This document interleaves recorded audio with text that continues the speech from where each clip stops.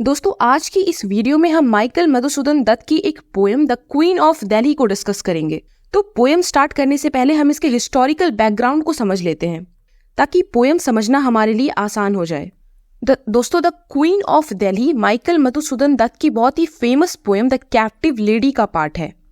Captive का मतलब capture, तो ये एक कैप्चर यानी कि किडनैप्ड लेडी की पोएम है।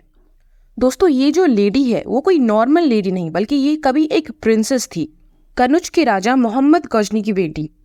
इनका नाम संयुक्ता था और पृथ्वीराज ने संयुक्ता को किडनैप किया था। तो ये जो पोएम है वो इसी संयुक्ता के पर्सपेक्टिव से लिखी गई है।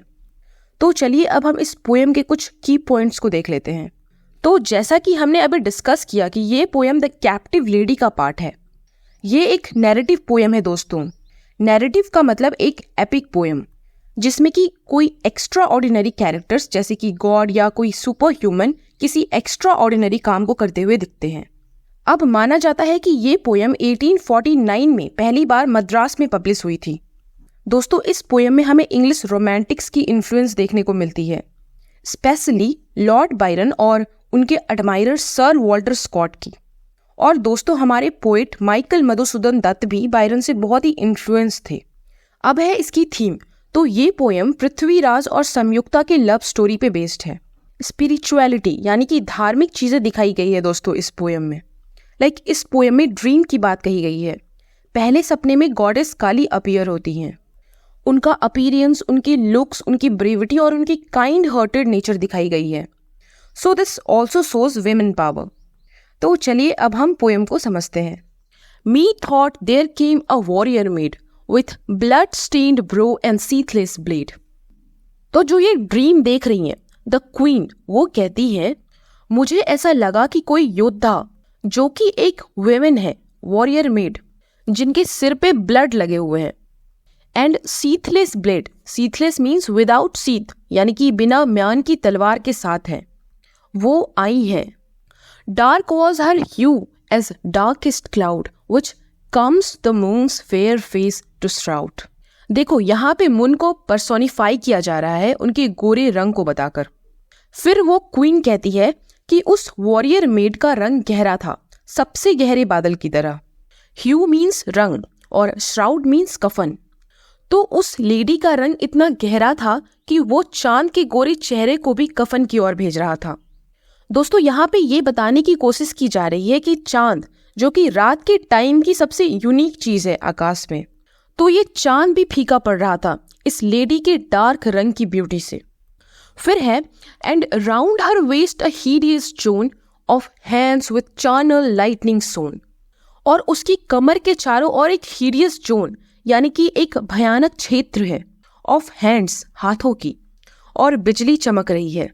अब नेक्स्ट है and long the garland which she wore of heads all bathed in streaming gore।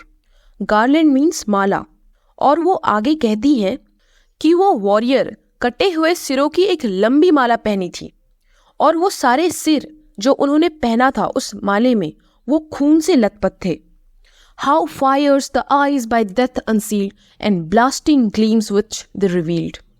और मौत ने कितनी भयंकर आंखें खोल दी है, वो क्वीन कहती है। और ये सारी चीजें किसी चमकती हुई चीजों से भी ज्यादा चमकीली दिखाई दे रही है। फिर है I shuddered though I knew not was she. Queen कहती है मैं कांप उठी, शडर्ड मतलब कांपना। द ऑफुल रूथलेस डिटी, मैं नहीं जानती थी उस भयानक क्रूर देवता को। On whose dread altar like flood there flows for her victim's blood. जिसकी भयानक वेदी पर बाढ़ की तरह, लाइक अ फ्लड, जिसके शिकार का खून बहता है। I shuddered for we thought she came with eyes of bright consuming flame. अब वो कहती है कि मैं कांप उठी, मुझे लगा कि वह आ गई है उस चमकदार भस्म करने वाली ज्वाला भरी आंखों के साथ। वो आ गई है, वो डर रही थी। फिर है daughter she said farewell I go the time is come it must be so. और उस गॉडेस ने बड़े प्यार से कहा बेटी मैं जा रही हूँ, मुझे विदाई दो। समय आ गया है कि अब ऐसा होना है कि मैं तुम्हें और सारी चीजों को आज रात छोड़कर चली जाऊं। Leave thee and thine I will tonight then vanished like a flash of light. और फिर वह किसी चमकती हुई रोशनी की तरह वहां से गायब हो जाती हैं।